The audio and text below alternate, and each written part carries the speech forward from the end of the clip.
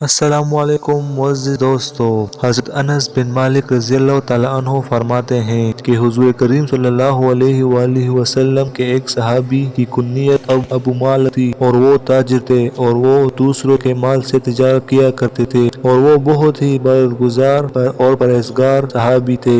ایک مرتبہ وہ سفر میں گئے، انہوں نے راستہ میں ایک ہتھیاروں سے مسلح ڈاکو ملا۔ اس نے کہا اپنا سارا سامان یہاں رکھ دو اور میں ابھی تمہیں قتل کروں گا۔ اس صحابی نے کہا تمہیں مال لینا ہے، مال لے لو۔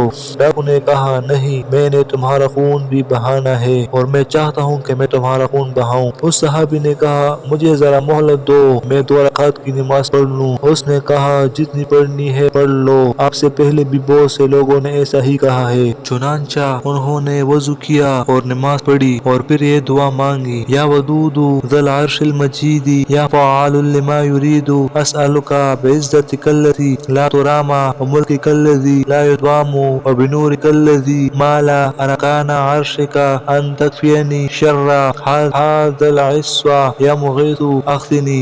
جب صحابی نے 3 مرتبہ یہ دعا پوری کی تو اچانک ایک گھڑ سوار نمودار ہوا اور اس کے ہاتھ میں ایک نیزہ تھا جسے اٹھا کر وہ اپنے گھوڑے کے 2 کانوں کے درمیان بلند کیے ہوئے تھا۔ اس نے اس ڈاکو کو نیزہ مار کر قتل کر دیا۔ پھر وہ اس تاجر کی طرف متوجہ ہوا تو تاجر نے پوچھا تم کون ہو؟ اللہ نے تمہارے ذریعے میری مدد فرمائی ہے۔